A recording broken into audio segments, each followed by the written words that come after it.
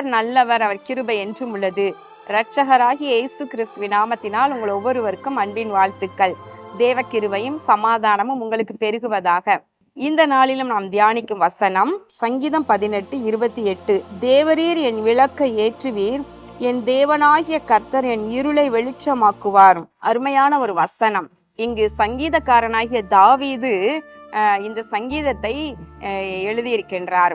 இந்த சங்கீதத்தின் ஆரம்பிக்கும் இடத்துல பார்க்கும் பொழுது அவரை எல்லா யுத்தங்களுக்கும் விலக்கி கர்த்தர் ஒரு இளைப்பாறுதலை தந்த பொழுது இந்த சங்கீதத்தை அவர் பாடியிருக்கின்றார். இதுல ஒவ்வொரு வசனத்தையும் வாசித்து பார்க்கும் பொழுது ஆச்சரியமா இருக்கும். தேவன் அவரை அற்புதமாய் நடத்தி வந்திருக்கின்றார்.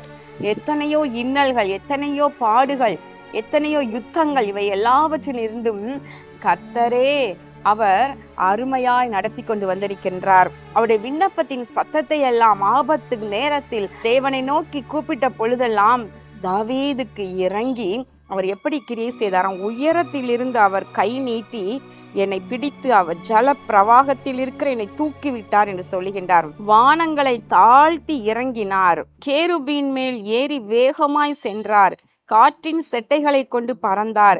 அவர் விண்ணப்பம் பண்ணி ஆபத்து நேரத்தில் கூப்பிட்ட பொழுதெல்லாம் இவனமாய் இறங்கி வந்து தாவீதுக்காக கர்த்தர் யுத்தங்களை நடப்பித்தார், கிரியைகளை செய்தார் என்று பார்க்கின்றோம். அவர் சொல்லுகின்றார், என் இருளை வெளிச்சமாக்குவார், தேவரீர் என் விளக்கை ஏற்றுவீர் என்று சொல்லுகின்றார்.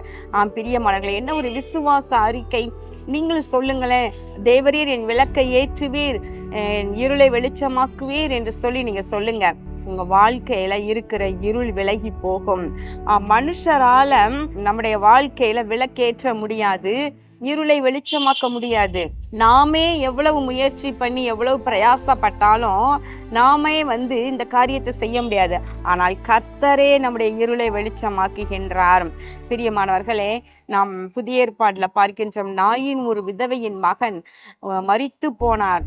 ஆனால் ஆண்டவராக இயேசு வழியிலே அடக்கத்திற்கு கொண்டு போகுவதற்காக பாடையில் வைத்து எடுத்து கொண்டு போகும் பொழுது சந்திக்கின்றார்.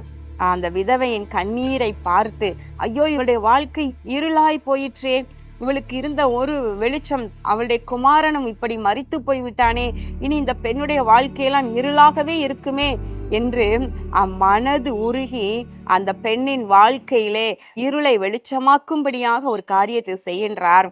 பாடையை தொட்ட பொழுது அவன் உயிரோடு கூட அவன் எழும்பினான் என்று பார்க்கிறான். வாலிபனை எழுப்பினார், உயிரோடு கூட எழுப்பி அவனுடைய தாயினிடத்தில் ஒப்புவிக்கின்றார்.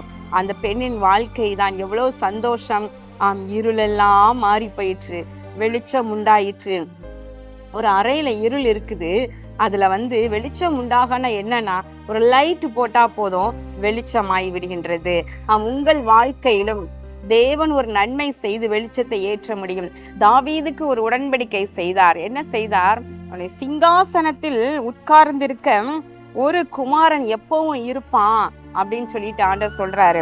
அவர் சொல்றாரு, சங்கீதம் 89 இது குறித்து அழகா எழுதப்பட்டிருக்கின்றது. அவன் சந்ததி என்றென்றைக்கும் நிலைத்திருக்கவும், அவன் ராஜாசனம் வானங்கள் உள்ள மட்டும் நிலை நிற்கவும் செய்வேன்.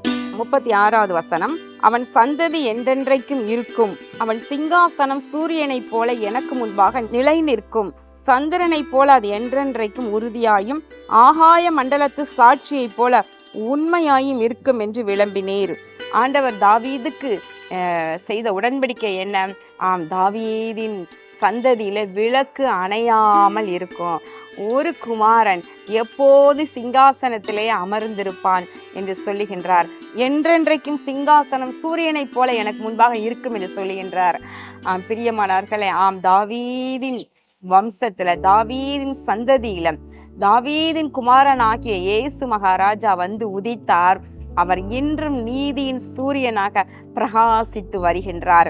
தாவீதுக்கு செய்த உடன்படிக்கை விளக்கு அணையாமல் இருக்கும் என்று சொல்லி விளக்கை ஏற்றின தேவன் அப்படியே செய்து வருகின்றார். பிரியமானவர்களே, உங்க வாழ்க்கையில என்ன இருள் காணப்படுகிறது? விளக்கே எரியாமல் அதை ஏற்றுவார் யார் என்று கலங்கி கொண்டிருக்கீங்களா? உங்களுக்கு குழந்தை பாக்கியம் இல்லாம இருக்குதா?